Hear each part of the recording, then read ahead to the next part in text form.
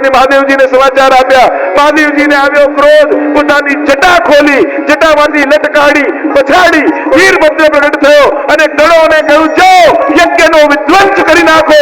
મહાદેવજી તાંડવ કરવા લાગ્યા. शैल शृंग सम विशाल जटारूप चंद्रभाग गंगाई पूर्णमाल विमल नील बाजे रोचन रही लाल लाल चंदन की भोरी भाल कुमकुम सिंदूर गुलाल भ्रुकुटि मरे साजे रुंदनी कंठमाल भीषण हृदय कुशाल पठित जाल रुद्रमाल हृदयाल राजे बम बम बम डमरू बाजे नाद वेद स्वर समाज शंकर महाराज आज तांडव नाचे शंकर महाराज आज तांडव नाचे शंकर महाराज आज तांडव नाचे. શું થવાનું છે લોકો જાણી નથી શકતા. ગણો આવ્યા છે અને ભયંકર યુદ્ધ થતું હોય એક એકના મસ્તકો શિરચ્છેદ કર્યા છે, હાથ કાપ્યા છે, સ્વાહા બોલતા હોય જીવા કાપી નાખી છે. આખા યજ્ઞનો વિધ્વંસ કરી ત્રિલોકમાં હાહાકાર વ્યાપી ગયો અને દક્ષનો શિરચ્છેદ કર્યો. કહેવાય છે કે બકરાનું મુખ લગાડ્યું. અદ્ભુત કથાઓ છે. ભક્તનો વિરોધ કરીને કરવામાં આવતો સત્કર્મ પણ ભગવાન સફળ થવા દેતા. આગળ અર્થ પ્રકરણમાં ધ્રુવ ચરિત્ર આવ્યું.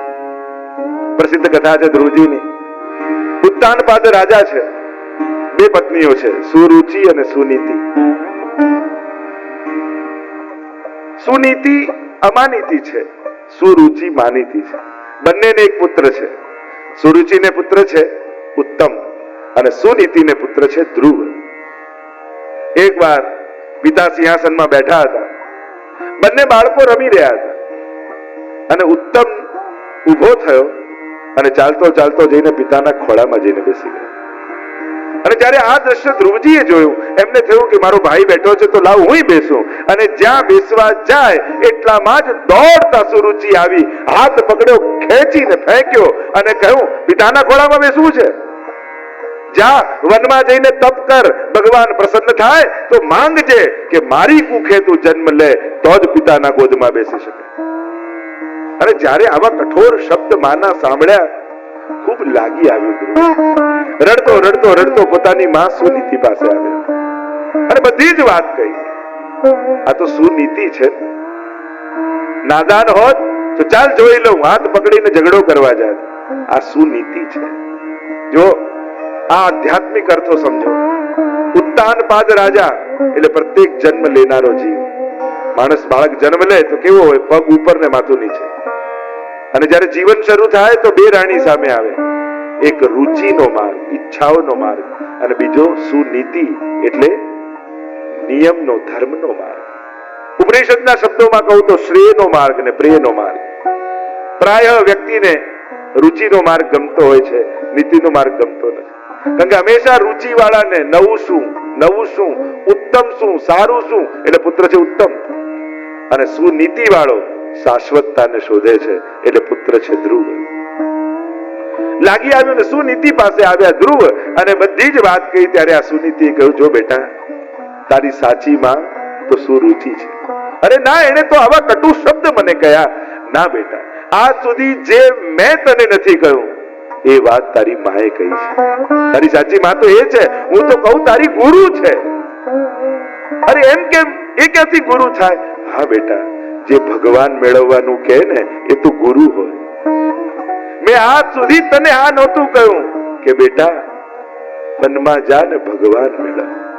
અને બીજી વાત એ સાંભળ, બેટા એવા ખોળા ન ગોતીશ જે આજે છે ને કાલે નહીં રહે. બેસવું હોય તો પરમ પિતાની ગોદમાં બેસ, જ્યાંથી તને કોઈ ઉભો ન કરી શકે. અને 5 વર્ષનો ધ્રુવ ઘર છોડીને વન તરફ નીકળે છે ભગવાન મેળવવા માટે. માર્ગ કઠિન છે પણ લક્ષ્ય સર્વોત્તમ છે. નારદજીને ચિંતા થઈ કે ક્યાંક આવેશમાં આવીને ધ્રુવ નીકળી તો નથી ગયો ને, પછી ત્યાં ભયભીત થાય પાછો આવે તો લાવ પરીક્ષા કરું. ધ્રુવ પાસે આવીને કહેવા લાગ્યા કે અરે તું જ્યાં જઈ રહ્યો છે ભયંકર વન છે, હિંસક પશુઓ ત્યાં રહે છે, તને મારી નાખશે, ખાઈ જશે. અડગ મનના માનવીને હિમાલય નથી નડતો. કહ્યું હવે મેળવવા છે તો પરમાત્મા, મને કોઈ ભય નથી. જ્યારે જોયું દ્રઢતાને ત્યારે ગુરુ બન્યા નારદજી. દ્વાદશાક્ષર મંત્રનો ઉપદેશ આપ્યો અને કહ્યું જા મધુવનમાં જા, ત્યાં ઠાકોરજીનો અખંડ વિહાર છે, કલકલ કલકલ વહેતા યમુનાજી છે, યમુનાજીનો પરમ પાવન તટ છે, ત્યાં જઈને તપ કરજે અને આ મંત્રનો જાપ કરજે. કયો મંત્ર? અને નારદજીએ દીક્ષા આપી અને હવે તો ગુરુ મળ્યા, મંત્ર મળ્યા, લક્ષ્ય મળ્યું અને મંત્રનો જાપ કરતા કરતા ધ્રુવજી નીકળ્યા વ્રજ તરફ. ઓમ નમો ભગવતે વાસુદેવાય, ઓમ નમો ભગવતે વાસુદેવાય, ઓમ નમો ભગવતે વાસુદેવાય, ઓમ નમો ભગવતે વાસુદેવાય. વાસુદેવાય પ્રભુ કૃષ્ણચંદ્રાય, વાસુદેવાય પ્રભુ કૃષ્ણચંદ્રાય, વાસુદેવાય પ્રભુ નંદનંદનાય, વાસુદેવાય પ્રભુ નંદનંદનાય. ઓમ નમો ભગવતે વાસુદેવાય, ઓમ નમો ભગવતે વાસુદેવાય. આવ્યા છે મધુવનમાં, કેવલ ફલાહાર કરે છે એ પણ છોડી દીધું, બત્તાઓ ખાઈને રહે છે ને યમુના જલના પાન કરે છે, બત્તાઓ પણ છોડી દીધા. હવે તો કેવલ ને કેવલ યમુનાજીના પાન કરીને તપ કરે છે અને હવે તો જલ પણ છોડ્યું, હવાનું ભક્ષણ કરીને રહે છે એ પણ છોડ્યું. આત્મભાવ સિદ્ધ થયો, સર્વમાં એક જ આત્મા બિરાજમાન છે અને જ્યાં આત્મભાવ થયો અને ધ્રુવજીએ શ્વાસોને રોક્યા, ત્રિલોકની શ્વાસો રોકાવા લાગી. ગભરાયો ઇન્દ્ર, કોઈ મારું ઇન્દ્રાસન ન લઈ લે. દોડતા આવ્યા પરમાત્મા પાસે. પ્રભુએ કહ્યું આ ઇન્દ્રાસન માટે કોઈ તપ નથી કરી રહ્યું, આ તો મારો ભક્ત મારી ગોદમાં બેસવા માટે તપ કરી રહ્યો છે. પરમ ધ્યાન લાગ્યું પરમાત્મામાં અને ધ્યાન આવ્યા ચતુર્ભુજ રૂપે નારાયણ ધ્રુવજીના ધ્યાનમાં આવ્યા અને ધ્યાનમાં આવતા જ પરમ આનંદનો અનુભવ ધ્રુવજીને થવા લાગ્યો. બંધ આંખે પણ અશ્રુપાત થવા લાગ્યા અને પ્રભુ અંતર ધ્યાન થયા. અંતઃકરણમાંથી વ્યાકુળ થયેલા ધ્રુવજીએ જ્યાં નેત્રો ખોલ્યા, જે ભીતર હતા એ બહાર દેખાયા. ચતુર્ભુજ રૂપે નારાયણ સામે ઉભેલા દેખાયા. મરક મરક મરક મરક સ્મિત કરી રહ્યા છે. ધ્રુવજીના નેત્રો ભરાયા છે અશ્રુઓથી અને જ્યાં પ્રભુને જોયા ભાવો અભિવ્યક્ત કરવા ઈચ્છે છે પણ બોલી શકતા નથી. ત્યારે નારાયણના હાથમાં રહેલા શંખને ભગવાને ધ્રુવજીના ગાલ પર લગાડ્યું અને જ્યાં ગાલ પર લગાડ્યું અને ત્યાં જ વાણી ફૂટી. યોંતઃ પ્રવિશ્ય મમ વાચમીમામ પ્રસુપ્તામ સંજીવયત ખિલ શક્તિધર સ્વધામના અન્યાંશ્ચ હસ્ત ચરણ શ્રવણત્વગાદિન પ્રાણાન નમો ભગવતે પુરુષાય. ઠાકોરજીને વંદન કર્યા છે કે આ હું સ્તુતિ નથી કરતો, પ્રભુ આપ જ અંતઃકરણમાં બિરાજીને બોલાવી રહ્યા છો. સેવા અમે નથી કરતા, આપ કરાવો છો. એટલે જ આપણે ત્યાં તો પુષ્ટિ માર્ગમાં પરંપરા છે કે ઠાકોરજી કૃપા કરીને સેવા લે છે, અમે કરતા નથી. કારણ કે પ્રભુ ઈચ્છે ને કે નથી લેવી, તમે ગમે તેટલા પ્રયાસ અને સગવડતા ઊભી કરો પણ સેવા તમારા હાથની ન લેવી હોય તો ન જ લે. ઘણા ત્યાંની કાયમ સૂતકનું સૂતક જ હોય, પ્રભુ ફર્યા જ કરતા હોય બહાર. ત્યારે પણ એમ જાણવું કે મારાથી કોઈ અપરાધ થયો છે કે શું, ઠાકોરજી કેમ મારાથી અળગા રહે છે. બે પ્રકારના પ્રતિબંધો કયા છે આપણે ત્યાં, એક જીવકૃત અને બીજું ભગવતકૃત. ઘણા એવા પ્રતિબંધો હોય આપણી ભક્તિમાં કે આપણે જ પ્રતિબંધો ઉભા કર્યા અથવા કોઈ વ્યક્તિઓ દ્વારા આવ્યા, એ જીવકૃત પ્રતિબંધ કહેવાય. ક્યાંક ને ક્યાંક કર્મ જવાબદાર હોય. અને બીજું ભગવતકૃત, ઘણા એવા પ્રતિબંધો હોય જે ઠાકોરજીએ જ નાખ્યા હોય. પ્રભુ જ ન ઈચ્છતા હોય કે આના મુખમાં મારું નામ આવે, પ્રભુ જ ન ઈચ્છતા હોય કે આ મારી સેવામાં આવે, તો એ વ્યક્તિ ગમે તેટલો પ્રયાસ કરે ને તો એના હાથની સેવા ન પહોંચે ઠાકોરજી પાસે. અહીંયા ધ્રુવજીએ પ્રભુ પાસે માંગ્યું, કોઈ ભગવતીનો સંગ મને આપજો જેથી સત્સંગ કરતા કરતા હું ભવપાર ઉતરી જાઉં. આ ધ્રુવજી પર કૃપા પ્રભુએ કેમ કરી? શું એના તપબળથી ભગવાન પ્રસન્ન થયા? મહાપ્રભુજી કે ના, આ તો યમુનાજીની કૃપાથી પ્રસન્ન થયા છે. ધ્રુવ પરાશરા અભિષ્ટ દે. ધ્રુવજી અને પરાશરને અભિષ્ટ ફળ આપનારા શ્રી યમુનાજી છે. મહાપ્રભુજીએ કહ્યું આ તપને કારણે પ્રભુ પ્રસન્ન નથી થયા, આ યમુનાજીના તટના આશ્રયને કારણે ઠાકોરજી પ્રસન્ન થયા છે. આ યમુનાજીના પાનને કારણે ઠાકોરજી પ્રસન્ન થયા છે. એટલે જ આપણે ત્યાં કહેવાય ને કે જીવનમાં એકવાર યમુના પાન જરૂર કરવું. કારણ કે યમુના પાનના બે ફળ છે. એક સૌથી પહેલું ફળ એ છે ન જાતું યમ યાતના ભવતી તે પયમ પાન. ક્યારે પણ યમયાતના એ જીવે નથી ભોગવવી પડતી જેને એક વાર પણ યમના પાન કર્યું. એટલે જ આપણે ત્યાં લોટી ઉત્સવ ને આ બધું કરતા હોઈએ છે ને, એ ઉત્સવની મહિમા શું છે? બે મહિમા છે. એક, જેને પાન કરાવો એને યમયાતનામાંથી તમે છોડાવો છો, એટલે બહુ મોટું પુણ્ય કરો છો. અને બીજું, યમુનાજીના પાન કરવા એટલે યમુનાજી એટલે આખી વ્રજયાત્રાનો રસ, આખા વ્રજનો રસ. અને એ વ્રજ રસ કોઈને પાન કરાવો તો કોઈને વ્રજયાત્રા કરાયાનું પુણ્ય તમને મળે છે. એટલે યમુના પાનના બે ફળ, એક યમયાતનામાંથી મુક્તિ અને બીજું ભગવત પ્રેમની પ્રાપ્તિ. કારણ કે જ્યારે યમુના પાન તમે કરો છો ત્યારે ત્રણ વસ્તુની પ્રાપ્તિ તમને થાય છે. એક, અંજલિમાં યમુના પાન જ્યારે તમે કરો, ત્રણ વસ્તુ.